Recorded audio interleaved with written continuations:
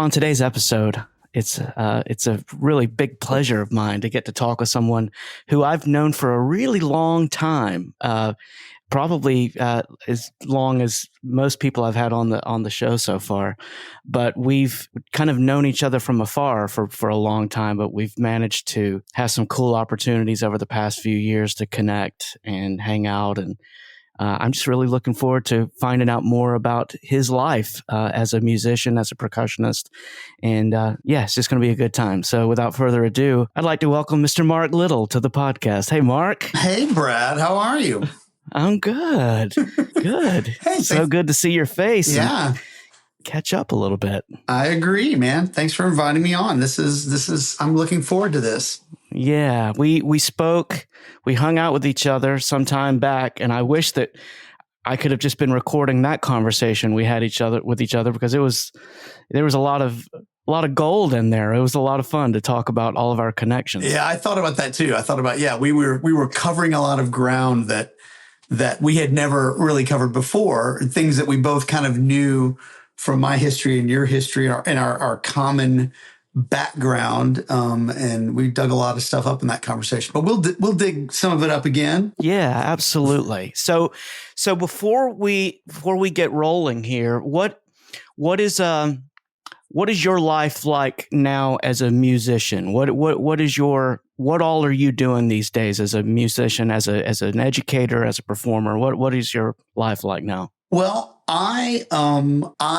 make my living as I guess you could say, as a full-time musician, in that I don't have any other sort of day job apart from things that are music related. I would say about, I don't know what the numbers are, but probably about half of my living that I make involves teaching, which I really, really have a passion for and I really love. And time has kind of suggested that I have a skill set at. Had students with a good bit of success, and I've just something I found a lot of reward in and enjoyment in as well. So I teach private lessons, orchestral, symphonic percussion, as well as drum set across all different sorts of genres. I teach some private lessons, and I work in some school systems in the North Georgia area, largely around Atlanta. On and off as a percussion specialist. My main teaching gig is at the Wesleyan School. I think folks from what I call the Wesleyan School would just say Wesleyan School. As you know, you're very familiar with that. I'm quite familiar with that, yes. In Peachtree Corners, Georgia. I'm there about 20 hours a week, and I teach at a couple other middle schools in the metro Atlanta area, on and off, one day a week. Every now and then, some schools will call me in for once a month. Anyway, so I'm doing some teaching in some school systems. I'm teaching some private lessons. That's probably about half my living. And then the other half is actually playing music. I have a regular Sunday morning church gigs that I play at a church that I've attended for years and years. And I play there 3 times a month. And then there's another church a little closer to my home. That's sort of my second church home, or musical church home, that I play at about once a month. That's where you and I ran into each other. All Souls Fellowship in Decatur. We ran into each other a couple weeks ago, getting to play their Sunday morning service together, which is, I'm thankful for those. Sometimes church gigs used to be, there was a day and age when I played those, like in the late 90s, maybe the early 2000s, where I think a lot of, what's the term we're going to use here? In Protestant culture, at least in the South, they've swung in recent decades toward what they will call a contemporary service, contemporary music with modern instrumentation, guitar, bass, drums, kind of singer-songwriter-ish or light rock. That's a perfect description. It's so silly to try to use that word, light rock, but with especially this context. Anyway, but I remember in the late 90s, I think churches in the area were trying to figure that out. So a lot of churches trying to make the shift from old style of worship music and church music that was just like piano and organ and choir based, and then they would want to try to figure out how do we make this more modern and contemporary. And there was probably about 10 years or so I played a lot of that, and could be awkward at some places. They hadn't quite figured it out. But I'm thankful now that for at least the last, 15 or 20 years, I'm thankful to get to play at a couple of churches where it's actually musically very satisfying. They've figured it out, and I get to play with some real pros, with some real enjoyable people to make music with, such as yourself, such as our mutual friend, Mark Mundy. Pulled him into one of the churches I play at several years ago. And anyway, that's a satisfying part weekly of what I get to do musically, primarily because of who I get to play with.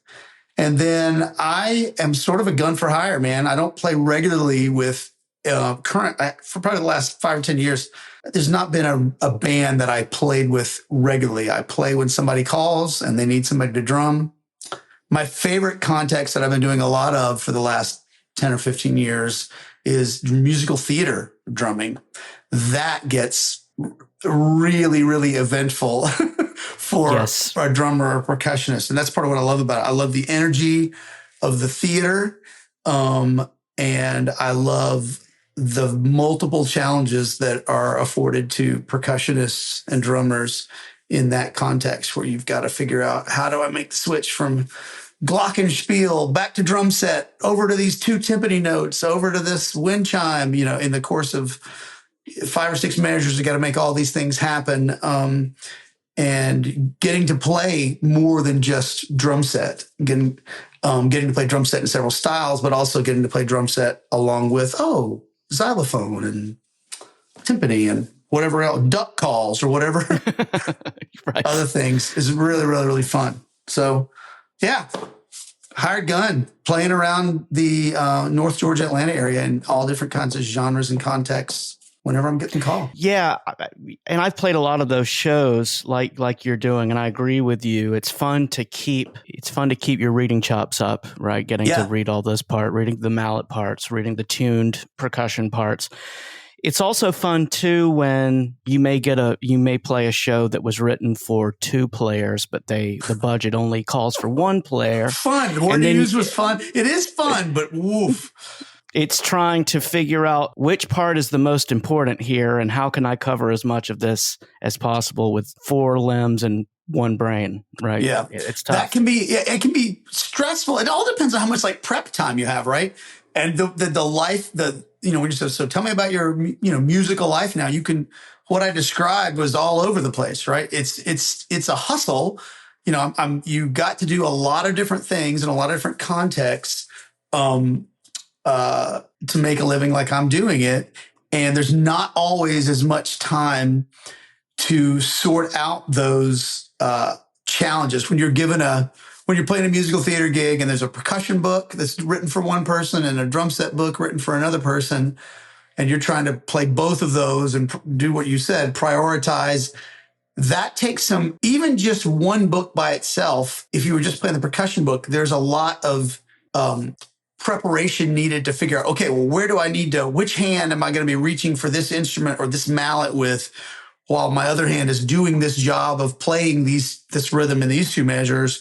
And usually it takes a few rehearsals or practice sessions on your own to sort out your setup, just your rig. Like, the timpani need to be on the left, or the wind chimes need to be, on or above this cymbal. And that way I can just reach up. So you're figuring that out, even if you're just playing the percussion book. Oh, my apologies. I think you're probably getting a little bit of the little bit of leaf blower in your ears. Oh, it's okay. Are you getting it? It's all right. It's good. I have a vent right above me that I'm just hearing nonstop. Okay, I'm not hearing that. So okay, anyway, so it's good. So yeah, it's already enough of a challenge to figure out just the logistical challenges of playing a percussion part that's written for one percussionist, the way that it's done in musical theater. But then when you have to play that part as well as a drum set part and then figure out the prioritization of it all, it just takes time. And hustling to make a living, like I just described, does not always afford as much time as I would like to really have it all buttoned up. You could be leading on that run in the rehearsals during tech week. You can be leading up to opening night, still figuring out, oh, wait a minute. Oh, I figured out if I move them out here, now I can actually play 2 more bars of this glockenspiel intro or something. Right. Well, and I just, I could imagine telling a singer, okay, I want you to juggle these 3 bowling balls. And while you do it, I want you to sing me a song and make it musically interesting. Because that's where the challenge then comes in. It's like, okay, I've worked out the coordination now. I've figured out the logistics of it. Oh, let me also play it musically now. That's the other part. Yeah. Because that shouldn't, you don't want that to be, I mean, that is the final layer, but that's the ultimate end goal. Is we want to hear sound that is, you're supporting the other musicians, you're contributing to the drama musically and otherwise that's going on in the production in an appropriate way without pulling focus or drawing attention away from where it should be for the audience. Trying to do all those musical things that we do, you have to get through. Knowing just the sheer mechanics and logistics of all that other stuff. It's all front loaded of that. And then you finally, once you sort that out, you get to rest in, now I can just try to do my job as a musician. Right.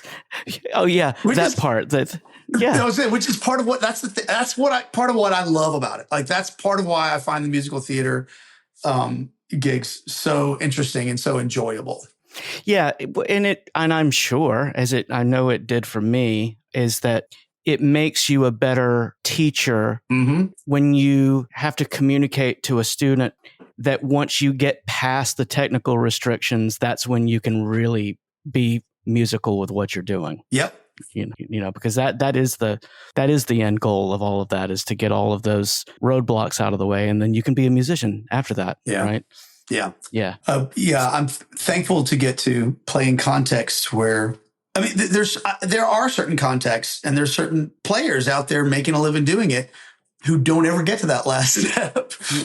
And that's not meant to be a slight on any person. Sometimes it's just the nature of, hey, I'm just trying to show up and play the notes. And it's sad when a context, either for the musician that's been hired or for the context that they've been hired into, doesn't allow you to ever get much more done than just the sheer mechanics of banging out notes and rhythms, which is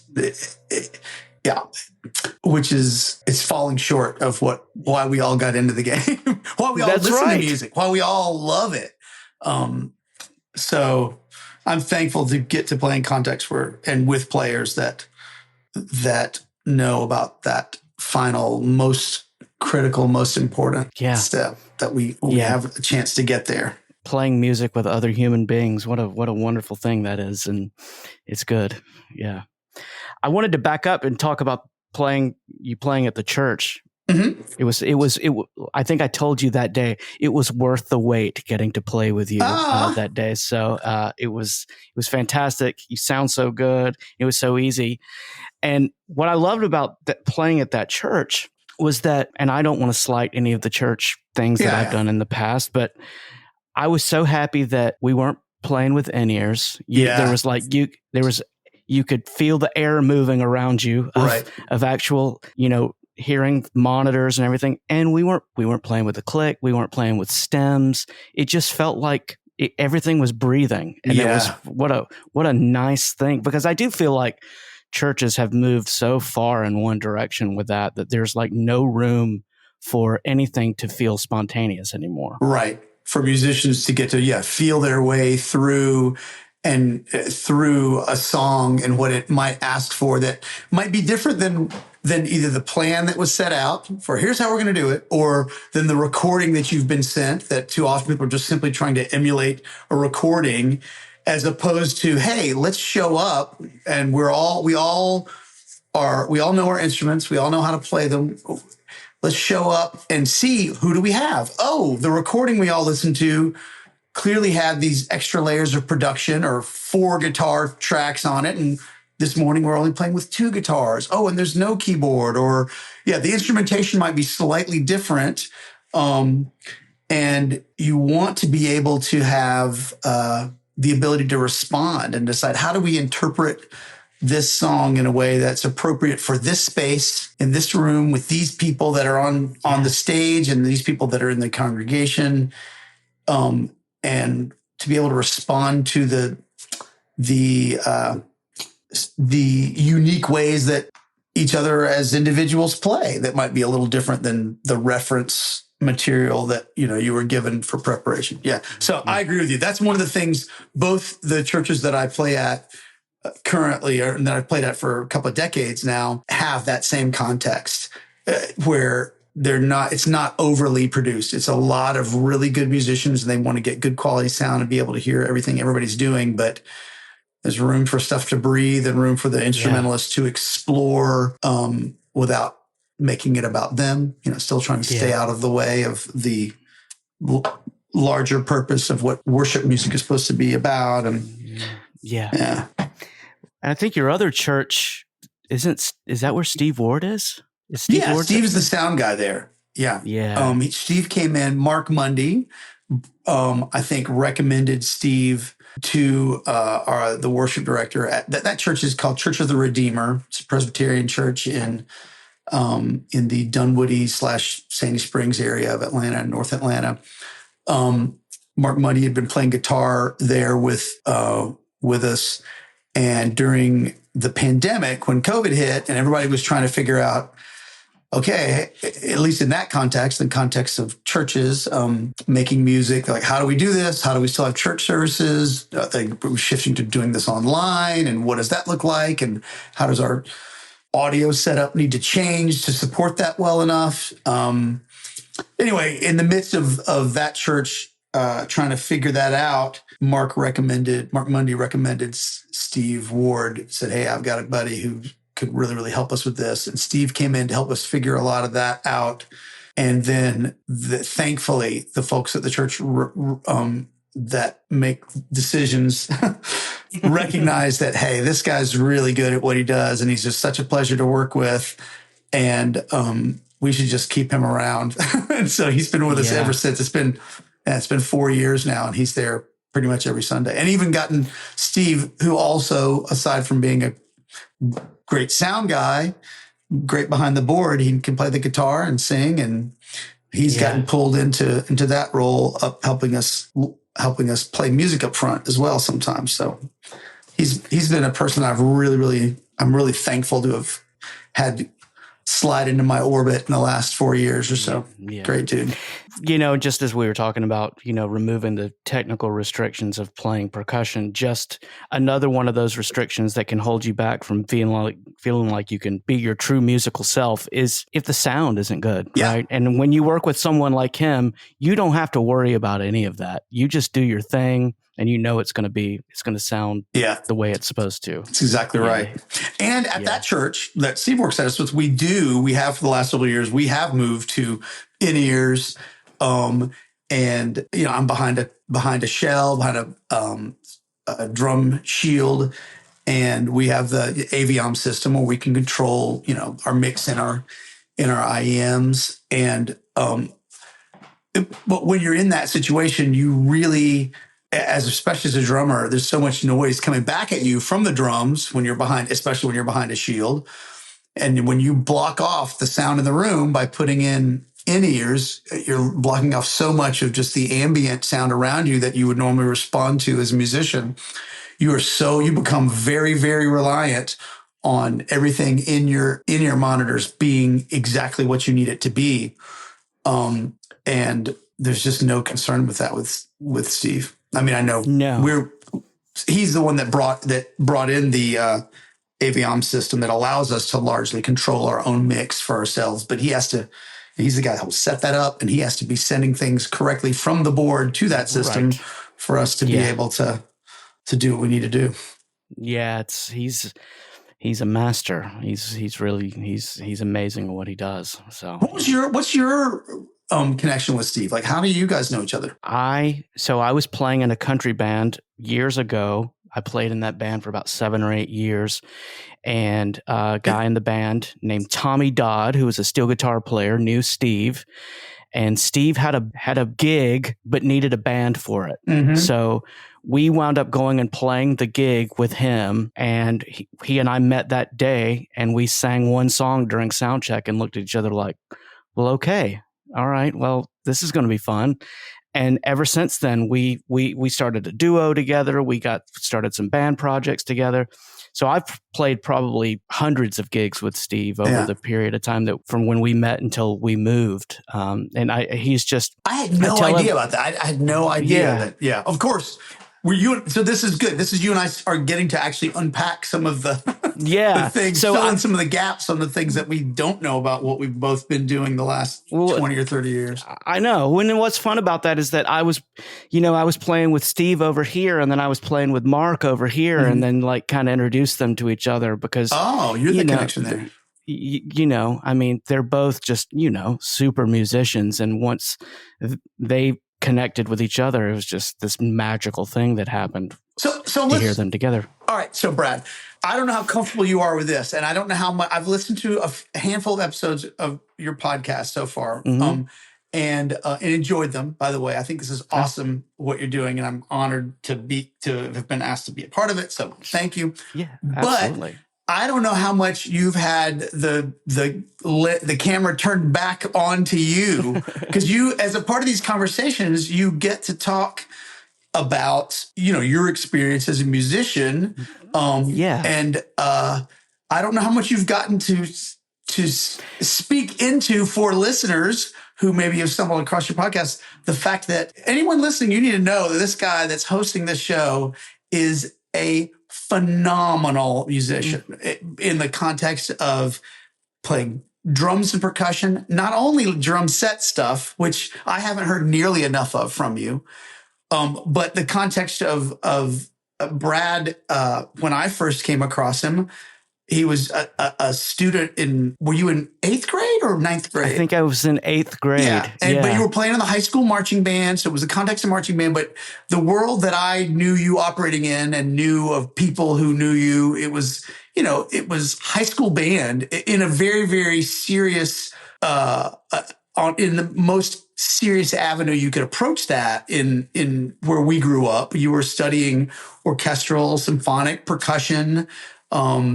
We shared a teacher growing up. I had already moved on, was in college. I'm just a few years older than you. And I was in my late teens, early 20s when you were coming along as an 8th, 9th, 10th grader. But you had the same private drum instructor that I had growing up, Tim Howard. And then you eventually transitioned over to taking lessons with Jack Bell. Correct? Jack Bell. The principal percussionist with the Atlanta Symphony Orchestra for decades, and the grandfather of so many wonderful musicians and wonderful drummers and percussionists that have spilled out into the world of music in the last 30, 40 years or more.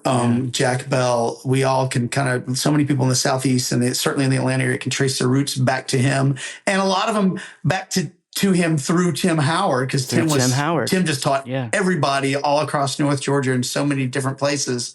But you were a serious student of I guess for lack of a better, what people consider classical music, that sort of thing. And then you went on and studied drums and percussion at Belmont University in Nashville. And then somewhere along the way, and you were already a singer. I remember this, you being kind of regarded as and I don't know how willing you are to accept this, but it's people who, I was a layer or two away from, but I knew about this kid from my hometown, Brad, who's a really good drummer, and now he's making an all-state band, and he's studying with Jack Bell. But then, and apparently he's got a great set of pipes too. He's singing, and he's doing some of that on TV sometimes. Yeah, I did that on TV one time. Yeah, that was kind of crazy. And then I remember years later when your name came up, after Mark Mundy and I had found our way back to each other in our adult lives and making music together, he mentioned we'd already been back in each other's, around each other in each other's orbit and playing music together for a few years.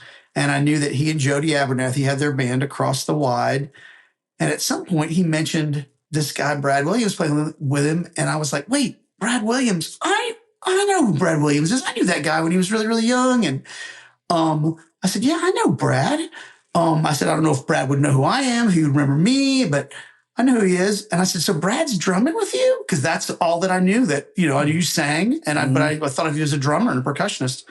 And he was like, no, he's playing bass. And I was like, what? Because he was going on and on about what an asset you were as an instrumentalist. And I just had presumed for the first chunk of our conversation, it had to do with, I was like, wow, Brad really kept going with the drumming. And then I learned, oh, no, he picked up bass somewhere along the way and became as good, if not better at that than what he had done with drums and percussion. Anyway, so thanks for letting me ramble on. I'm sure that you're like, this show's not about me and I don't want, but anybody listening needs to know that the host of this show that you're listening to is a really versatile, highly regarded, excellent musician, in a lot of different contexts, and across different instruments, voice and bass and percussion and whatever.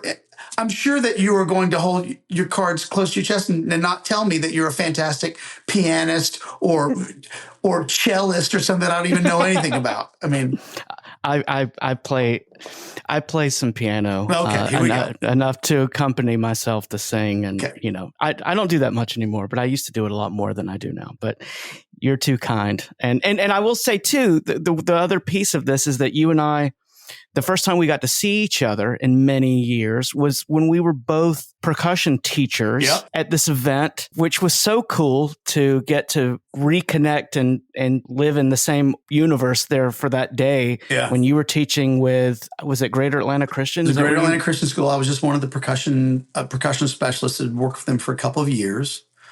And I was at Wesleyan. And you were at Wesleyan. Where you are now. Yeah, where I am now. Yeah. And my musical colleague was Megan Williams, who is in the high school band director type of world, high school band world in the North Georgia, Atlanta area. Excellent at what she does. She's a clarinet player and teacher and just cheerleader for everyone that she works with and for every kid she teaches. She was the band director at Greater Atlanta Christian School and had pulled me in to work with. We had previously worked together at Decatur High School when she was the band director there. And she went to GAC and pulled me in over there, and then had worked with Jeff Foster at Wesleyan and brought you guys over for just a day for these two little private schools to have a day of, was it just percussion or was the whole band? It was the whole band was there, yeah. But we split up, and it was kind of I think we kind of, each percussion ensemble played for the other. And then I remember you worked with our kids for a while and I worked with your kids for a while and just kind of did some cross-pollination. Yeah. And it was that was a really cool day of collaboration with everyone. Yeah, but then the winds and the other instrumentalists were off in some other part of the building doing their thing while we got to focus on percussion stuff. But yeah, that was through Megan Williams, which she brought, you and I got to have our reunion. Megan is also the reason that I'm now working at Wesleyan. Wow. Because she went to work at Wesleyan with Jeff Foster as a clarinet specialist, and then connected he and I together after you were no longer working there, and he had a need and it was gone through several different people part-time and was looking for somebody to be, or I shouldn't say part-time because technically I'm part-time there, but somebody that he didn't have consistent instruction for his percussionist the way he used to, I think, when you were on staff at the school. And he'd been looking for somebody to just actually have a position as percussion specialist that he could fill with one person at the school support. And I was thankful to get the call to do that. But so that day, to reel us back in, to where we had that day, I guess it must have been in 2017, 2018, somewhere around there, because I hadn't seen you since you were just somebody I knew about that I had met and was aware of you. I hadn't seen you since I was in middle school. Yeah, since maybe I worked at band camp when I was probably 19 or 20, and you were somewhere around 1990, 91 maybe, somewhere around there. Yeah, 1990 or 1991. I worked at the high school band camp, the drumline you were on, and then I just knew who you were just because we had just because you made that much of an impression on me Mm-hmm. with the talent that you had at such a young age. And I knew people who knew you, and I would occasionally, somebody would bring up, oh, and this kid, Brad Williams. I was like, oh, I remember Brad Williams. I taught him at band camp a few years ago, and just made enough of an impression for me to hold on to you in my mind. And then Mark and I found each other again, and I started hearing your name again. I was like, wow, Brad Williams is still out there doing this. And we hadn't seen each other in whatever the math is on that. Yeah, like almost like 20 something years, 25, 28 years, something like that. And we got to, and I was so honestly, I was flattered that you knew who I was, that, because I was just some dude who worked a few days at your band camp. Well, and I will tell when you, you were a kid, when you were in 8th grade or 9th grade, you left an impression on me too, man. I'll tell nice you, and it was what you did, but more importantly, was how you did it. And it was, and I'm sure you know this. You work with clinicians and instructors along the way, and you pick up things of not as much what they tell you, but it's how they tell you. Yeah. And I remember thinking that I really connected with your delivery of the content and how you explained it. And I just remember thinking, someday that's going to be my approach to it. And it was ultimately. Yeah, it was. It did have an impact on me. That's, let's talk about this. Let's talk about how important this is for teachers and students. I'm, number one, flattered and honored to know that in a couple, 2 or 3 or 4 days, however long we were around each other, when I was probably not giving you, I don't remember specifically, not giving you a lot of attention because there were other people who needed more instruction and more attention just to be able to hack through probably a fairly basic high school percussion part at that point in time in that program. Your skill set at that time probably being well beyond what the marching band book would have been asking of you guys. At any rate, my attention is very focused on that. So it's very flattering, and I'm very honored to know that there was something about the way I approached what I did that impacted you in a positive way, that was sticky enough that, this is a good way. Because I know how absolutely true that is, how it can be that way. Let's start. Like, I recognize that the way that when I went to started teaching private lessons, again, after I did it some in my early 20s when I was in college, and then I kind of stepped away from it for a while, and I started teaching private lessons again in my mid to late 30s.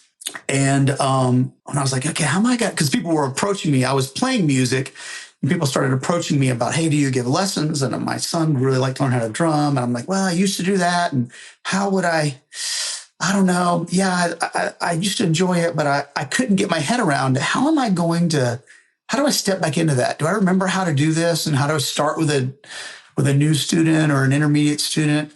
And what I fell back on is just the pedagogy that our private instructor when we were young, the way he approached us, the way he approached things with us, Tim Howard. I thought, okay, here we go. Here we go. Tim was just one of those people that he's just a guy out in a rural area in North Georgia teaching little country kids and some kids in the closer to the city in Gwinnett County. Tim was a country boy for sure. Yeah. But teaching that, but he was taking lessons. He was going to Georgia State and taking lessons from Jack Bell with the Atlanta Symphony and the head of the percussion department at Georgia State, and exposed to the broader, more mature world of classical percussion. And Tim was just a good dude, and he had a good teacher, and I'm sure he was emulating a lot of the way Jack was teaching him in many ways and bringing his own personality to it as well. But I know that, I don't know, 75, 80% of the way I approach anything in any lesson is probably just straight out of the Tim Howard handbook that I didn't know I was right there with you learning. And I didn't know I was being influenced by. But when I take a step back and I started watching myself, I'm like, man, I think I'm turning into Tim. I just do this the way Tim did it with me. Yeah. And somebody was getting something right. Hopefully I haven't infected it too much with and it all comes back from, what was the name of Jack's teacher? We were talking about this. Firestone? Yeah.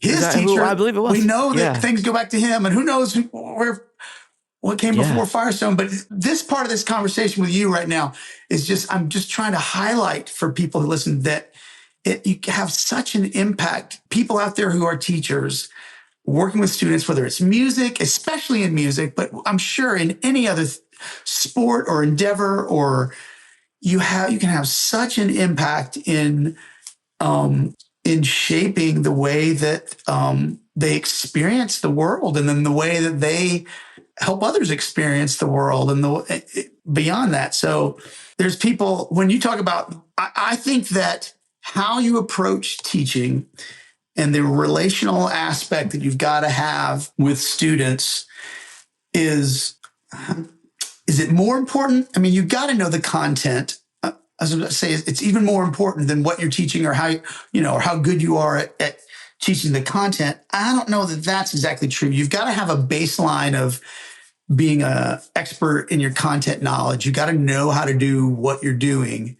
But there's so many people out there that can drum really well and can explain to you how to drum really well, or play saxophone, or do advanced math or whatever. But if they're not approaching it if they're not helping their student understand that, hey, I care about you, and I recognize that this is a small part of this thing we're doing, which is life. And this is an important, fun, exciting part that I'm really excited about, I'm jazzed about, and I want to share with you what I know about it. But you're keeping it right-sized, and you're trying to keep it in it can help students and people remember the larger context that we do this in. Right. It's a band. We say this all the time. Megan Williams and I say this all the time. It's like, you get so worked up about some marching band show or some concert you're trying to prepare for, or trying to help students prepare for, and you're working toward excellence. You want it to be, because there's things we learn in that quest for excellence in our playing and in our approach and in our practice.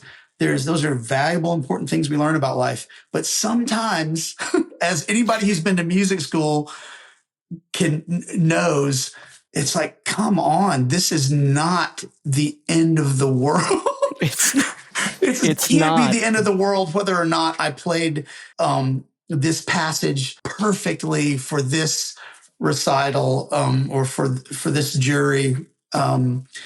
And sometimes our sense of self-worth can get so wrapped up in how perfectly we are or are not performing music, because striving for excellence matters, and we want to honor what composers have written and what our other musicians are bringing to the table, and be as good as we can be. But at the end of the day, you got to be a good person who gets that this is not that nobody's going to die if you don't, if you make a mistake. It's okay. Let's pick ourselves up. It's okay. We're human beings. It's okay. Yeah. And what mattered more to me, what made more of an impact, aside from the excellent musical instruction I think we got from Tim, what mattered more to me was the fact that I knew Tim cared about me. He was a good dude. We laughed. I knew his wife, Debbie. It's just another person that was on.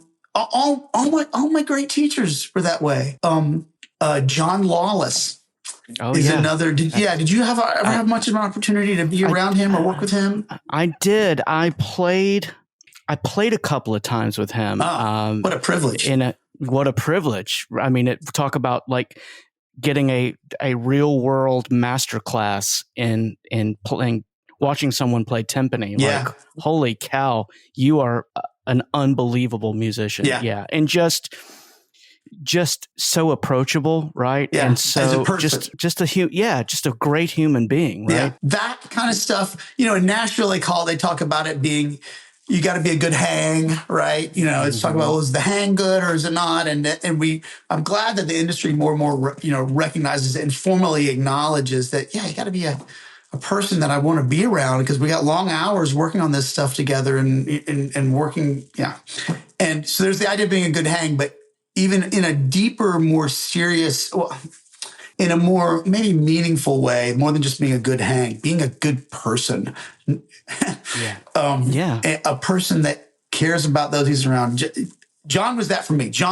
We were fortunate enough to have John as our drum instructor for our drumline for many of the years at my high school. And he wrote our percussion book for many of the years that I did that. I did not know that. Yeah. Really? So that was at what is now Forsyth Central High School, which was then still Forsyth County High School where we grew up. And but John, I don't know, I was in the marching band for 5 years, and probably at least 3 of those, maybe 4 of those, he worked our band camp and would work with us during the season when he was able to be there, and he wrote the actual book for us. So that was my first ever getting to know John. And he was I'm sure that when I started, I know, I mean, he absolutely made such an impression upon me about, hey, here's how you come in with energy and having a good time.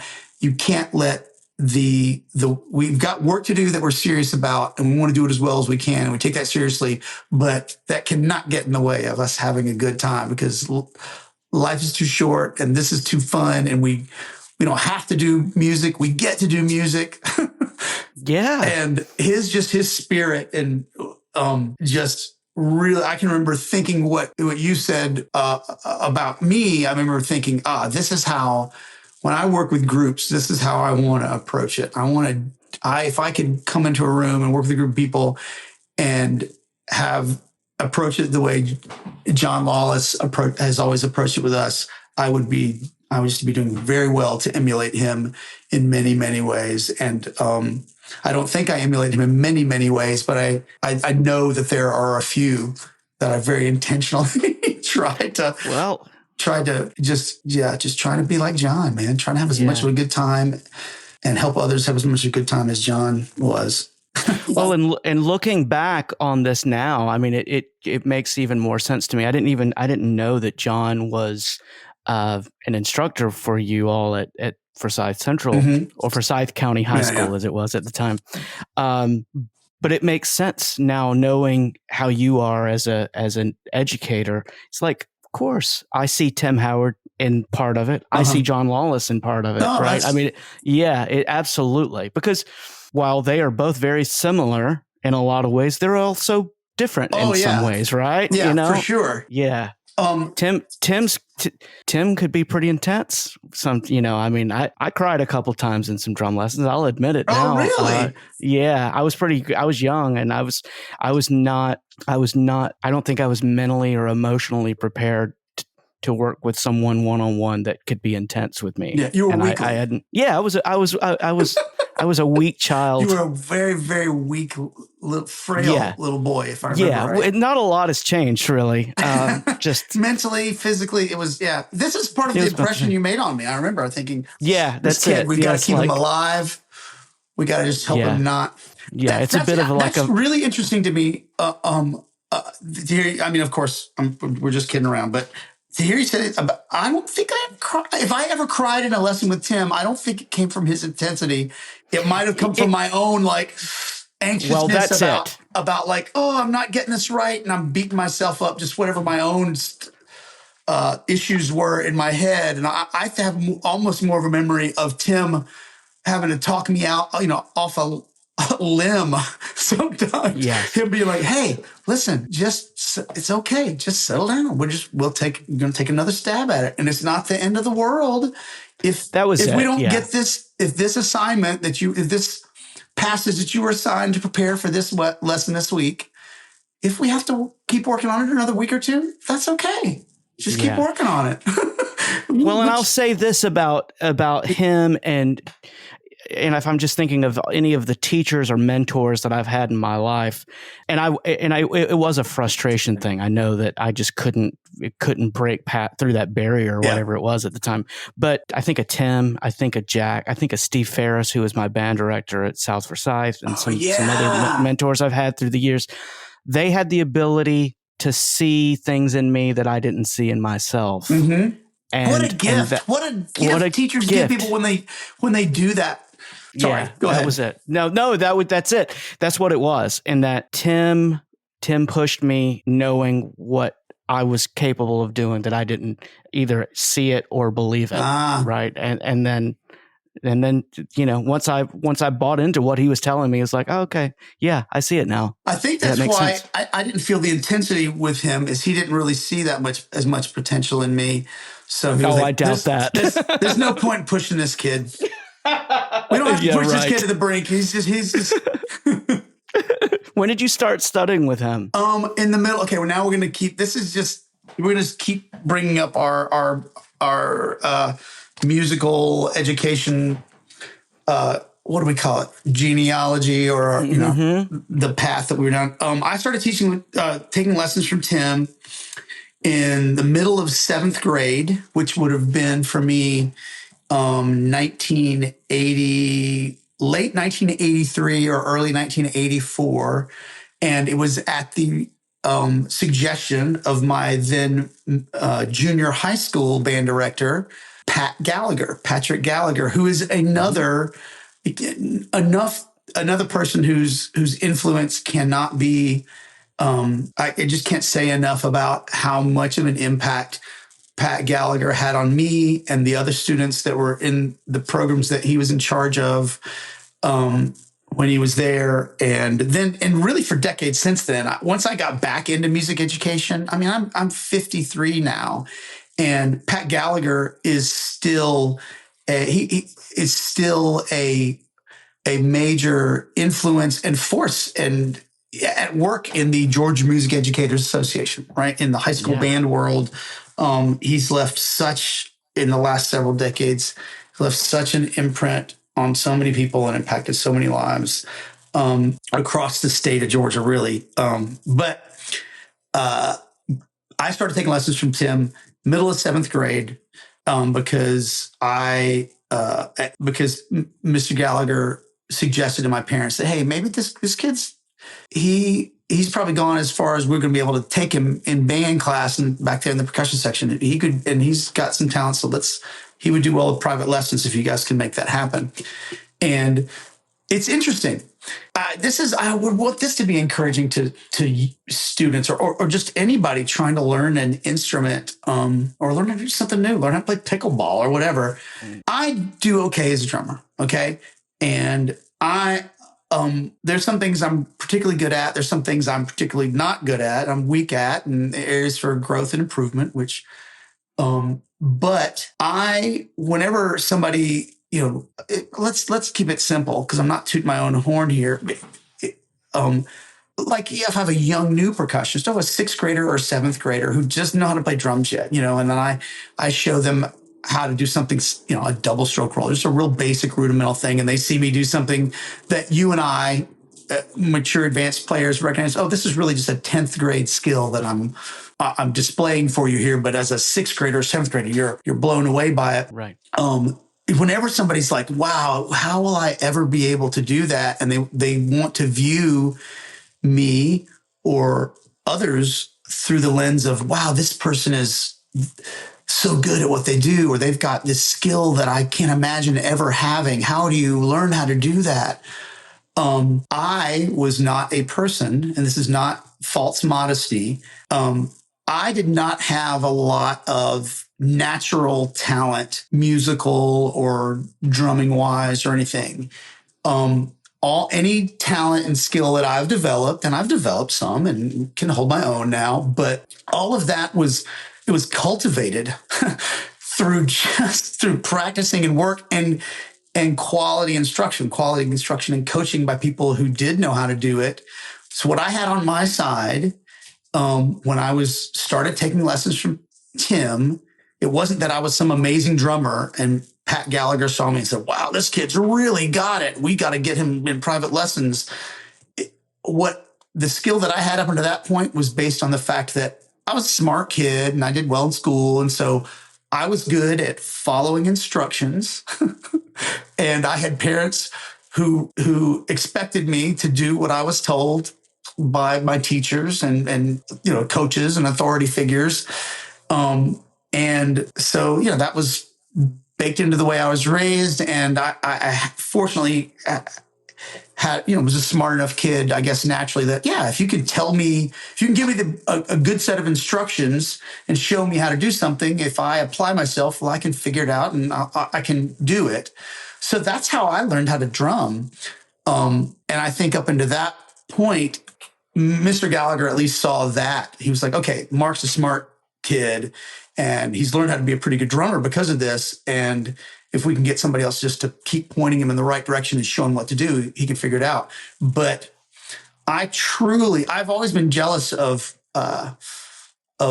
players, people, whether they're drummers or pianists or anybody who's like, oh, I just kind of, who really do have what, from my vantage point, seems like just natural talent. Like I just kind of get how to do this and I don't really know how or why. I learn it really fast if somebody shows me, or I can kind of figure it out completely on my own. And I don't even really know how I know how to do it, but I know how to play the piano, or I just kind of get how to drum. That is a mystery to me. I have enough of a vocabulary, by the time I was in, mid to late high school, I developed enough of a musical vocabulary that I could then take that vocabulary and redo things and stack them up in different ways. The tools that I had to create new things and to begin to teach myself things that but I would never have been able to do it if somebody hadn't given me held my hand and coached me and nudged me and through the most basic building blocks of, hey, how do you do this? What is music about? And how do you play drums? And what do you need to be thinking about? No, you just hold it like this. You're putting too much pressure there at your fulcrum, or shift your fulcrum over here. What? I don't think I would have discovered any of that on my own. Yeah. Well, if I didn't have people show me how to do it. Yeah. Well, and I mean, I know for me, and I'm sure you feel the same way. I can't say enough of the impact that Tim had on me in so many ways, right? As a human being, but just like, I remember my first lesson with him. He would just be like, just play for me for a little bit. Yeah, I remember my first lesson with you. Talk about yours. I want to hear more about it. Yeah, he tell these lesson stories. Just play a little bit for me. And I'm like, okay. So I'm playing, and he's like, all right, I want you to just make these adjustments with your hands. Where were you? Where were you at that point in your playing? What grade were you in? So I think that when you and I met, it was the fall of my 8th grade year. Okay, that sounds right. And then a few months later, I did my district band audition, and that's where I met Tim. I wasn't taking private lessons at the time. Really? So when I met you, okay, you're going to be one of these guys who had some natural skill, who figured it out on his own. Okay. So you weren't even, I would have never guessed that you weren't taking private lessons yet. So what happened was that we had started a pet band the year before we did marching band when I met you. There were some older guys in band, and I'm sure you experienced this as well. Yeah, we're going to talk about these guys too. Yeah. We'll get to that. Go ahead. I watched them, idolized them, and I would just go home and practice everything I saw them do that day. Every day I would just go home and just kind of built up this vocabulary of chops, of licks from watching them play. Maybe just licks. Oh, well, licks. Yeah. Cool. So I know how to do that. Yeah. So I went in and did the district band audition, and Tim was my judge. Oh, okay. And I finished my audition. I remember that day because I remember him saying, "Are you studying with anyone?" And I was like, "No." And he was like, maybe you could do some lessons at some point. I was like, okay, cool. And then like the next week, the band director was like, Tim Howard told me that he'd like to teach you. And that's how that whole thing started. Oh, that's fantastic. Yeah. Yeah. So it was cool. Who were the kids? All right, so it's so funny. I don't know what your vision for your podcast is, Brad, but how much of it's so narrowed down to this small little enclave of music in North Georgia, and specifically Cumming, Georgia. And it's amazing how many. I wonder if someday somebody's going to write a book about all the musicians, not just drummers, but bluegrass musicians, just all the fantastic musicians that came out of this little rural town over the course of a few decades. Anyway, I'm so lucky, and I'm sure you feel the same way. Feel so lucky that I was able to grow up where I did when I did. Right? I feel that way. I didn't feel that way at the time. I mean, I loved where I grew up when I was growing up there, but I didn't feel like there was no indication that we were surrounded by people who were going to continue to have an impact, such an impact on music over the next several decades. It wasn't like we felt like we were in the music center of the world. I felt like I was out in the middle of the country, and I was jealous. We were close enough to the cultural hub of the Southeast, to Atlanta, to where I was like, oh, all that stuff that those kids in Gwinnett County, and which was like the fastest growing county in the country at the time. I remember that. In the late 80s, mid to late 80s. All these kids in Gwinnett County and Cobb County in the metro Atlanta area, just about 45 minutes away from me, that were either taking lessons from Jack Bell or some of his students, Mike Cebulski, one of his students at the time. Mm-hmm. These are contemporaries along that ring. You got Jack Bell, and then there was John Lawless, Tim Howard, Mike Cebulski. We can get into a Sonny Emery conversation, which is now we finally say a name that spills us well beyond the Atlanta area out into the world. Sonny Emery is internationally known as a drummer, but he was a student of Jack Bell's, your teacher, and a contemporary of our teacher, Tim Howard. But at the time in Cumming, Georgia, I grew up on a chicken farm, and it was at the time was very, very rural area. And especially in the northern part of the county where I lived. And I was jealous of all these kids that were in these Gwinnett County and Cobb County schools who had access to, they made it into the ASYO, right? The Atlanta Symphony Youth Orchestra. Oh, if I could, did you play with the ASYO? I was in the Atlanta Youth Wind Symphony. I did not do ASYO. Yeah, that's another fantastic. I don't know what that organization was like when you were young. That's the group that I would probably want to be in the most as far as interesting literature. If I was in, we played some great literature, and I was lucky enough. I don't know if this name rings a bell to you, but I was in the same year as Michael Lamatina, who went to Brookwood High School. So he and I competed against I met him that 8th grade district band that I was just telling you about. That's where he and I met each other, and we kind of stayed in touch a little bit off and on. Do you remember who the director of the AYWS was at the time? I don't remember who it was at the time. I remember he was a saxophone player, and maybe he was on the faculty at Emory. I can't remember, but we rehearsed at Emory. I don't remember who it was. It was not Scott. I'm struggling to come up with Scott's last name too. Yeah. I'm embarrassed that I can't think of Scott's last name. He's amazing. For the current director of the Atlanta Youth Wind Symphony, I'm going to Google it. I'm embarrassed that I'm having to Google it. Yeah, I'm sorry. Our fact checkers weren't able to be here today. AWYS Scott. His last name starts with an S too. Come on. Oh, I'm looking in the wrong thing. I don't know how to use the interweb, apparently. Okay.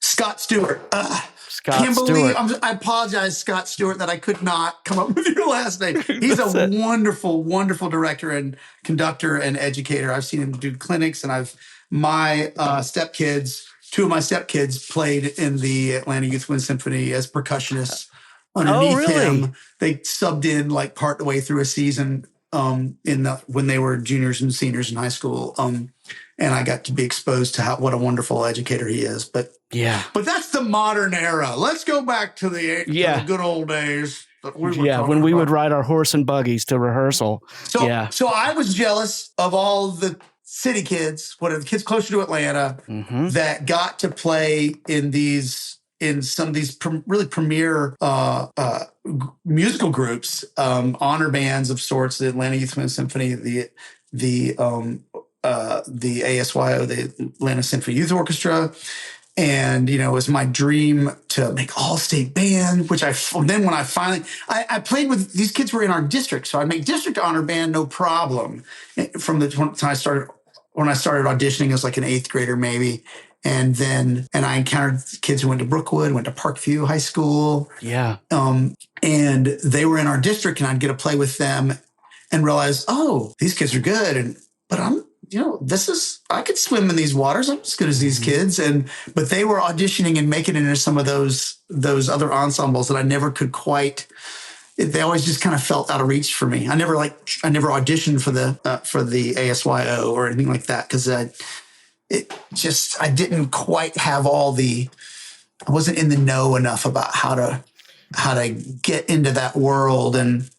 But I'm thankful for the world that I was able to get into. And I'm trying to find my way mentally back to where I was talking about Cumming being a place where all these musicians, oddly, I didn't feel like it was a place that was going to produce so many wonderful musicians. We just felt like we're out in the country, just out of reach of where all the really great musicians were probably coming, doing their thing, or the young student musicians were doing their thing. And I felt like I was on the outskirts of it, but there've been time has, as you said, you're so grateful for where you grew up.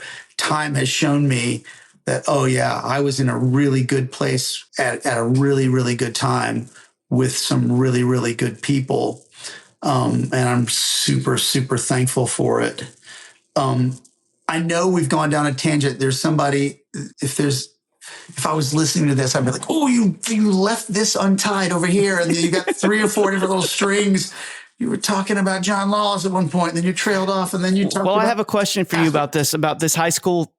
Who were the guys who were all the players on the Forsyth County drumline that were those influences on you? Okay. All right. Don't let me go too far down this road. Let's acknowledge something first, just as a matter of record for listeners. The year is currently 2024. The high school, the high school that I went to is now known as Forsyth Central High School in Cumming, Georgia. High school that you went to was then and is still known as South Forsyth High School. Correct. Those schools, both of those schools, and even North Forsyth High School, and then other high schools in this county, Lambert High School is now in Forsyth County. They all have, over the last 10 or 15 years, phenomenal percussion programs and amazing teachers, and have competed at world-class levels in indoor percussion and the WGI circuit. And they are absolutely remarkable. I am jealous of the experience that some of the kids, the students over the last 10 or 15 years that they get to have in some of these band programs, because it's just on such a different level than the whole art form, it's just grown exponentially since you and I graduated from high school. And thankfully, we were close enough to a metro area that, Cumming sort of became a suburb of it, part of the sprawl of Atlanta, a suburb of it. And just there's been great, great band programs that have been built at both of our schools since then. And in particular, as well, the percussion is phenomenal. But we had good experiences too. We sure did. So I went to this school that's really, really, really good. But it was in the era of Pat Gallagher, who, as I've said, was amazing. Before a gentleman named John Mashburn came in. After Mr. Gallagher left, John Mashburn came into Forsyth Central and brought with him soon thereafter a gentleman named Tom Tucker, who I believe is the current band director. And they took everything up. They leveled up 2 or 3 levels with how they grew that band program. But, and there's a different set of resources that they've been able to work with, I believe, and economically and otherwise since Mr. Gallagher was there and I was there. And the people who I'm going to name now, finally, to answer your question, who are the people that influenced me? Like players, high school players, to keep this real narrow, like I said, for our Cumming, Georgia audience, within the school, Forsyth County High School, when I was there, when I was in 8th grade, like yourself, I got pulled into the high school marching band by Mr. Gallagher because he was also he was the band director of the junior high school my 7th grade year. Junior high was 7th through 9th grade. But he was also working double duty as the high school band director. So he did the marching band there. When I got in 8th grade, I got invited they needed drummers in the high school percussion section in the marching band. And I got invited to do that because Mr. Gallagher knew me and knew that I could play now and was taking lessons. And that's where I was exposed to Chris Grogan and Ron Compton. Now, I would think that I'm just enough older than you, and they're just enough older than me that it probably is more of a gap. You don't know either of those names, do you? I don't know either of those names. So no, I don't. When I was in 8th grade, which was the marching band season of 1984, is the school year of 1984-85, marching band season 1984. These people were seniors in high school. They graduated in 1985. And the 2 snare drummers that I just looked up to so much, and they were really, really talented. Was a guy named Chris Grogan and a guy named Ron Compton. And they were just boys from Cumming. Chris, here's a name that might mean something to you. Chris's family, there's a lot of Grogans in Forsyth County. He's part of the Grogans. They owned a men's clothing store near downtown Cumming called The Classic Shop. Yeah, I remember that. Yeah. And so Chris was always really well dressed, always had cool jazz shoes on. But they were the cool hotshot high school drum set players and snare drummers in the marching band that I idolized as an 8th grader. They were seniors and they were fantastic players. And Ron Compton ended up playing around Atlanta some, I think in his 20s and 30s, different kind of bar bands and cover bands, and had a pretty decent little semi-professional career. I don't want to minimize it. I shouldn't use the word little, but I don't know the extent of it. I know Ron kept drumming. Chris was an outstanding drum set player. And I think that they both auditioned for All-State Jazz and came close or were finalists or something close to that. At least Chris did. And I don't know to what extent Chris kept drumming after high school. If Chris was here, he'd be like, yeah, dude, I still play. I've been playing for He might be like, are you kidding me? But I know he played for a little while because there is a bass player who's one of my favorite bass players in the Atlanta area, a guy named Robbie Handley. Did you ever have occasion to? I know that name. Yeah. Robbie Handley is out there now. He's, again, somebody from Cumming, Georgia, but I met him in Atlanta playing church gigs and other gigs. And we had just mutual music colleagues in different circles where we'd run into each other. Robbie was several years younger than me. I think he's a little younger than you, but he was he's just a fantastic bass player and a great dude, just a great hang. And we probably played on a couple of different gigs together over the course of a couple of years. And before I realized that he was from Cumming, I was like, wait, were you from the same hometown? You grew up in Cumming? Yeah, we pieced this together. And then at some point, so this guy, I don't know how old you are. Robbie's maybe 10 years younger than me, maybe his early 40s or something at this point. But Robbie, somewhere in some conversation we had, now this is, I don't know, 20 something years after I graduated high school, Robbie brought up this young guy from my hometown. He brought up this drummer that he had played with back in Cumming at a church. Again, so much music comes out of churches. He played with it at a church or in some context in Cumming, Georgia. He said, man, there's this guy. Nobody in Atlanta's ever heard of him, but Robbie, if I remember correctly, was ranting and raving about him being maybe one of the best drum set players he'd ever played with. And I was like, who is this guy coming? He was like, this guy named Chris Grogan. And I was like, Chris Grogan? Wait, he's still playing drums? That's awesome. Yeah. Then I went on when I was in high school, he was a senior. When I was in 8th grade, he was a senior and I idolized him. He was a fantastic drum set player. He's still playing drums. He said, well, it was just at this church that I got hired to play at up in, who knows where, Oak Grove or someplace. And I was like, who is this guy? He said he just had pocket like nobody else. And anyway, Ron Compton, Chris Grogan, names you would not know, but were fantastic drummers that were both students of Tim Howard. There you go. Just the lineage. Yeah, that's the word I couldn't think of earlier when I said genealogy, the lineage. The lineage of Tim and Jack. And yeah, I mean, it's, these pioneers in percussion in Atlanta, Georgia, that we all got to be, just kind of like follow the path that they laid for us. Right. Yeah. It's incredible. And they had their fingers in the world of the people, the students and the people who were closer to it, closer to Atlanta. I remember, like you were talking about, was it John Lamentina? Mike Michael, Lamentina. The son of his dad is John. His dad is John. Sorry. This is where old age and which generation switches. There were people that I met at like District Honor Band and All-State Band that were also had an impact on me and that I would encounter later on in life and were inspirational to me to some extent. And I can remember I was in All-State Band with Will Turpin, who was a percussionist. Will Turpin later on. There you go. Ready? Can you think of who that name is? Who is that? Will Turpin. He was in the band Collective Soul, who had... Oh, there you go. Yes. He was what is the name of the brothers in the Collective Soul, the Les Simpson brothers? I should have a sheet before I jumped on this podcast with his names looked up, so I'm not Googling it.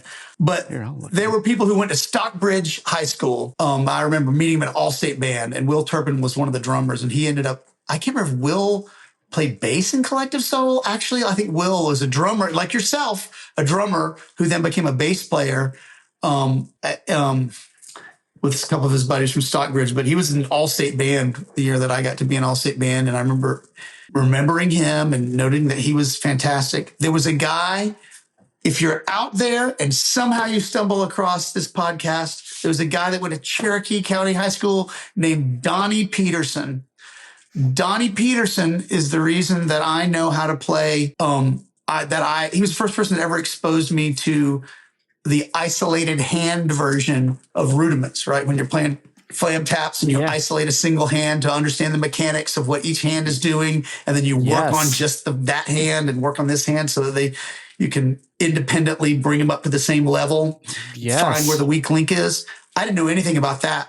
And I remember sitting in the hallway with this guy warming up, had to have been my junior year of high school. This guy who was sitting in the hallway, warming up on our etude or whatever, sitting on a pad waiting to go in the audition room. And this guy, there was a passage in the etude that had a bunch of fast flam taps, just like just for a second, or it had that rhythm, and the fastest way to do it was to flam tap it. And sticking wasn't probably specified, but everybody knew you gotta flam tap this. And my flam taps were stiff. I was like wristing them all out. And this guy was kind of just warming up and playing. And he was like, he was playing really fast, really relaxed, really bouncy flam taps. And I was like, hey, I introduced myself and I was like, how are you? Can I talk to you about that? How are you doing that? And I saw him playing this isolated hand exercise. And this was a student. This is a kid, in high school like me that I didn't know, went to a different school. And he showed me, and this kid's name, he introduced himself to me, he was Donnie Peterson. And Donnie, when he introduced himself, I was like, Donnie Peterson. Like I'd heard his name or I'd seen his name on the list. Like, he's one of the kids that's made All-State Band before. I just remembered his name from, conversations with other percussionists in our area that, oh yeah, this kid always makes All-State Band. I was like, whoa, here I am. I'm talking to Donnie Peterson. I didn't know it. And he showed me how to isolate my hands for flam taps and do it. And I was like, oh, he unlocked this thing for me. So gracious and so cool. And that was my 11th grade year. I'd never made All-State Band. Always made District Honor Band, but I always made it to the second audition, the final audition for All-State. I'd never made the cut for All-State. My junior year, I made first that year after having talked with Donnie and, met him just in a 5-minute conversation waiting outside of an audition room.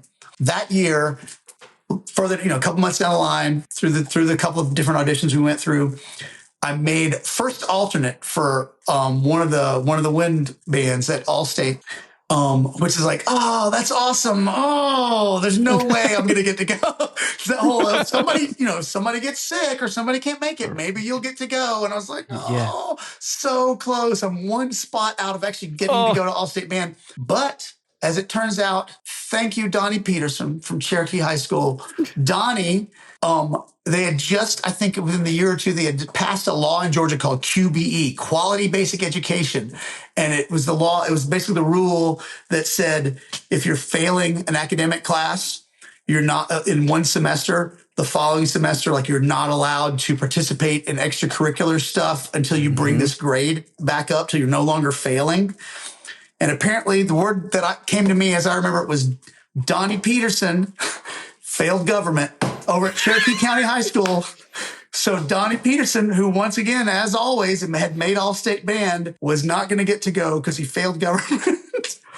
So I got my junior year of high school, I got called up from the minors. I got to go to All-State Band as the first alternate because Donnie Peterson, the guy who was so nice and had shown me how to isolate my hands for flam taps and who had always made an All-State Band and whose name I'd always heard, he didn't get to go to Allstate. So I got to go thanks to Donnie not doing what he should have, apparently not doing his government homework. He was at home unlocking his rudiments. Maybe. And not doing his homework. Exactly. Instead of focusing on his government. And if that's apocryphal, Donnie, or anyone who knows Donnie or knows that story, I apologize. That's the way I remember it 35 years later. But I got to go to All-State Band. And the funny thing about it was it shouldn't have gone this way, but Donnie was he was such a good player.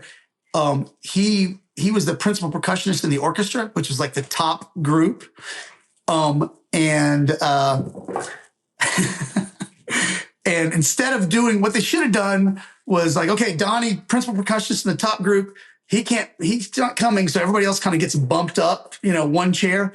And then I come in as last chair with the bands, but instead they just plugged me into the orchestra. Really? Yeah. I don't think I was considered principal percussionist, but whatever. There were only like three of us percussionists playing in the orchestra, but it was a really, really cool experience. And then I made All-State Band outright my senior year. No alternate status. But Donnie Peterson was another name. There were these people from neighboring schools in neighboring counties that we would encounter who made an impression on me, who I really, really remembered. And who helped me along the way with my growth, just like Michael Lamontina would have done for you. Yeah. Well, and you and I both, District 9, I believe is what it was. It was, I think that it was like swinging two bats in the on-deck circle, getting to be with those schools because it was, if you could do well in District 9, you would probably do well in Allstate because that was a good district. All those Gwinnett County schools, man, they were really good schools. Yeah, they were, and they still are. And then that just continued to bleed over into the way it's grown in our little hometown now, and how they're among the best band programs in the state now in our county. Yeah, it's crazy. It's interesting. This conversation is I'm of course open. I'm open to our conversation going wherever. It's interesting to me how much we've talked about. It's really a narrow little lane of high school band in a certain era in a tiny little place in one spot in the world. But yeah, it is interesting, and I feel like, but it. At least for me, and I don't know what it's like for you, but it informs so much of the rest of my life, of just how all these years later, we can still call these people by their name. Yeah. How much of an impact it left on our life all those years ago that we can just call it up in our memory like it's nothing. Yeah. And so that's a thing that I've tried through the decades to remember as an educator and just as a person, right? And walking through the world, that we are, and to the point that you made that I had no idea, surprised that you remembered me, some guy, who was at your band camp for 4 years, and you maybe just knew enough people who also knew me that it was sticky enough through the years. But the thing to remember that I've tried to remember as an educator and a person walking through the world over the last several decades is that reality that we are brushing shoulders with people every day,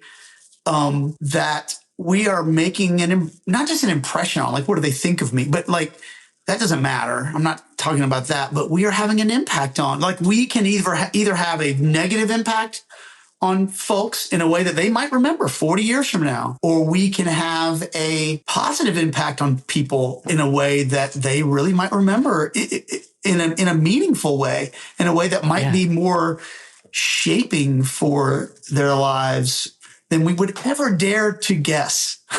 I would never presume to have that with anybody. I can't operate from that position, but I know the truth is we might be having that effect on the people around anybody I'm interacting with as a student. It could really make a difference, maybe.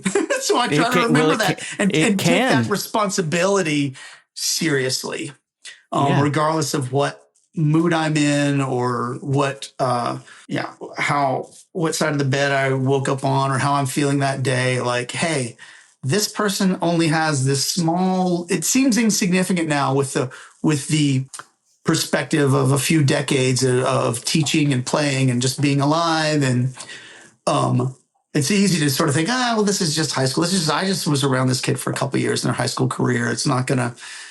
But no, those couple of years, the people that I was around and the teachers that I had, they mattered.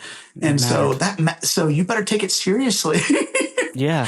You better take it seriously. These people you're interacting with. Well, so let me ask you this. So it's 2024. Yeah.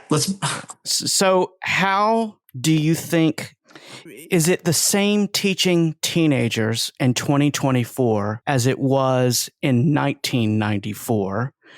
In the social media, YouTube world that we live in now, is your approach, do you find that you have to, is your approach different now? Maybe, I don't know. Are attention spans the same as they were? Or I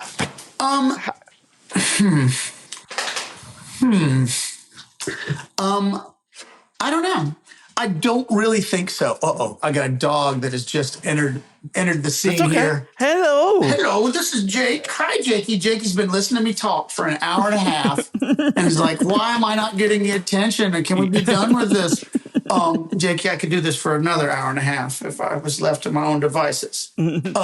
So, the short answer is no, man. People are still just people and kids are still just kids. And, I would have to say that 90% of the approach and the experience of working with kids feels very much the same. I think if you focus on the things that are different, the obvious ways that the world is different and that the obviously different sets of distractions that students today have, than we had. And I'm not saying, we had our own different kinds of distractions that had a different sort of power. But the ones that they have now, if you focus on that, it can be a distraction from your connection with the student. If you just try to focus on, hey, we're talking about music and we're talking about technique and we're talking about how to be a good instrumentalist and how to be a good musician, how to develop our ears, how to listen to what we're doing, how that relates to, if you focus on those very basic things that are, centuries and centuries old in Western music, then it ends up being a very, very similar experience working with students. If I turn my attention to the other things, I think that I get distracted by that, and I can convince myself that, this is so different nowadays, and kids are different, and they've got their attention spans aren't as long, and some of that is probably objectively true, but it's all about trying to captivate them with the things that are beautiful and interesting about what it means to be a student of music, right? And what it is to make music with other people and to develop your craft. And once you can cut through the other noise that might be the noise of whatever the contemporary, whatever the context is in this day and age or that day and age, and one to come 10 years from now. And once you cut through that, you're back where students have always been, and teachers have always been, and you can find they can be captivated by the content and the development of the skill and by the beauty of the whole process of becoming a musician. Yeah. I was having this conversation with Skylar the other day just about, when you and I were learning how to play, like if we wanted to learn how to play 50 Ways to Leave Your Lover. This is different. We would have to either put the record on, or we'd have to put the cassette tape on, and we would have to rewind it back and rewind it back and rewind it back. And guess at some of what we were listening to. Guess at, well, I hear this. How is he executing it? Is that hi-hat with his foot, or is he playing that with his hand? And is he playing it with his hand? What's the sticking? Yeah. Today, I could go and find 1,000 videos easily within 10 seconds showing me how to play that. Yep. Now, that makes teaching better? Different. Is it a cheat code? Is it a shortcut and maybe bypassing some of the process that's important to learn? I don't know. I have a lot of varying opinions about it, That's how do you feel about it? Yeah. In general, I mean, most of anything negative I have to say about that. Hi, Jake. Anything negative that I could say, you guys, people who are just listening to this audio and don't have a video component to see, Jake, I'm referring to as my big 70-pound pit bull mix, who's a sweetheart and is all in my lap and my face right now. Saying, Dad, hurry up, please. But whenever I want to look down my nose at any of that, or feel, I think most of it's just sour grapes. It's mostly just me being pissed off that we didn't have access to those tools. It's like, you're probably I could right. learn this so much faster when I was, and I think that it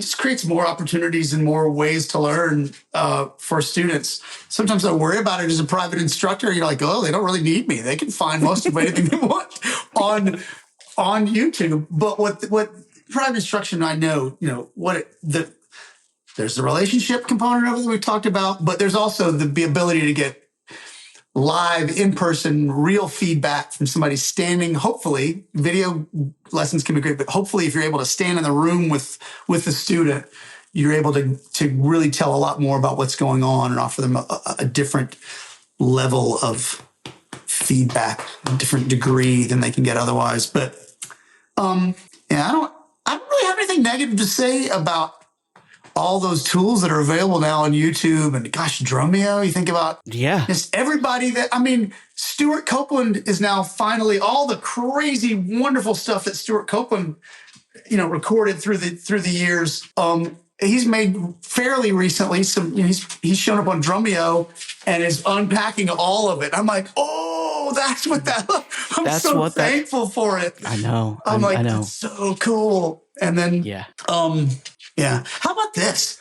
How about how many, have there always been 4-year-olds that could play, like Vinny Colaiuta? There's so many videos out there. Oh, what's her name? There's a girl from, I believe she's from Japan. She's probably 13 or 14 now. There's so many young people, and I'm glad girls. There's so many girls I see. I know, it's girls awesome. That are drumming with intensity and technical prowess and feel and groove and pocket. And they're 7 or they're 6. They're making these videos, and I'm like, have these people always been out there, or is this a byproduct of the world we live in, where you have access, you can learn these things? Yeah, I don't know. That's a good question, because it's like, is it right because of that world we're in now, where the content is everywhere and now we're seeing it, or have they been there all along and we just weren't exposed to it? We had no way to know. I'm going to choose to think that they were there all along, and we're just now getting the pleasure of seeing them. That's what I want to choose to believe. I like it. Yeah, I like it too. All right, man. I could literally sit here for another 2 hours talking to you about this. My fear is that there are, because of where I steered this, there are there are 6 people on the planet that are interested in the particulars of the things that the tangents that I chose to go down. But I hope that no, there are more. This knowledge is so transferable, and you could remove any name and put someone else's name for someone that's listening to this, and they're like, yeah, that was my same experience. The power of influence is just, and I would say in the world that we live in now, where it feels like there's so much negative influence around that you could latch on to if you so wanted to. It's so nice to just take a moment and talk about the people that really set us up for success in our life. Yeah, it's amazing. I could sit here and I'm just thinking, see these faces of people through my life, and I'm sure it was the same for you, of just that I owe them. I mean, I don't have music as my day job anymore like you do, but everything what they taught me about the process, it is all relevant in what I do in my day job now. Yeah. Every bit of it. Yeah. That's the thing amazing. There are certain pockets of academia that are cluing, and science, even like social science, that are cluing in to in recent years to the fact that music education is learning how to play an instrument, learning how to play in a group of other instrumentalists, a group of people working together toward a common goal with what we do in the context of learning how to be a band person. That all those things, they grow parts of our brain are accessed that are not accessed in any other endeavor. And connections are made across, here's where I'm falling short. Boy, it sounds like I'm not proving to be much of a product of this process, because my brain is short circuiting right now. Is this where it leads you? Other things have short circuited my brain. It's not the music education, but music education it allows, as your brain is developing, it's allowing certain parts of your brain that are typically devoted to certain aspects of attention or focus or learning. Those things are working together, and connections are being made across one part and one type of skill and one way of thinking and one way of perceiving across to another in the context of learning music in a way that doesn't happen anywhere else. Doesn't happen when you're just kind of focusing on math or science or literature, all which are great pursuits, but it engages the body and the mind and grows it and develops it in a way that nothing else does. And that then has benefits, to your point, in every aspect of our lives. I'm glad that some parts of the world are starting to figure that out. Yeah. Well, in that you can have a group of people all from different backgrounds. They could be different religions. They could be different races. They could be different nationalities. It doesn't matter. Yeah. You can come together and have this common thing together that transcends. And this time, maybe it's more important than ever that we find this common area that people can actually be on the same page about. It's pretty amazing. Yeah. And it's not just like, we both like music, or we both, you know how to play trumpet, and so do I. So we both can do this thing. There is like you said, it's a transcendent experience. When you engage in this activity together, like, okay, we both happen to know that this piece of music and appreciate this, and we both can play it, and that's cool. But there is a connection that is made between hearts and souls and minds in that experience, in that corporal experience, that you can't, there are gaps that cannot be bridged in any other way. Yeah. and music will be a bridge across those things. The experience of doing it together brings souls and people together. And the experience of learning what it means just to listen to each other and to care about, to value, this matters over here, what this person's contribution is. And I'm going to subordinate my contribution to that. But it also mine's important too. There's their part and who they are and what this person brings to the table is lessened if we take my part of it away, and vice versa, right? We need each other for what you're doing to have the greatest impact and the most meaning that it can have. It requires the participation of others as well, and the connection between those things. I mean, love it. I love it I'm so thankful to get to do what we do. I'm so thankful to have gotten to do it as a young person, because I've done other things in my adult professional life before I came back to getting to do music full time. Even when I was timber framing, working as a mason's apprentice, I'm thankful. I recognize the impact that, I got to learn how to do music together. I know I got to sit on a stage with 90 other people and bring something into existence that was beautiful. Everybody doesn't get to do that in the world. And it's such an impactful, important thing for people to do.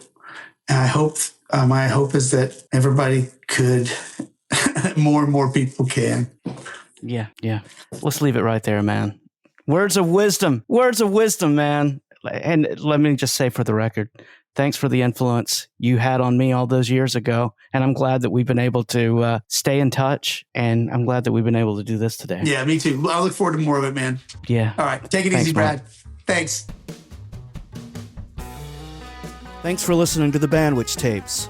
I'm your host, Brad Williams. The show's theme is called Playcation and was written by Mark Mundy. Drop me a line at the email address, thebandwichtapes@gmail.com.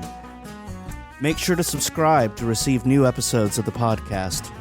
And while you're at it, please tell someone else about the show. Thanks for listening.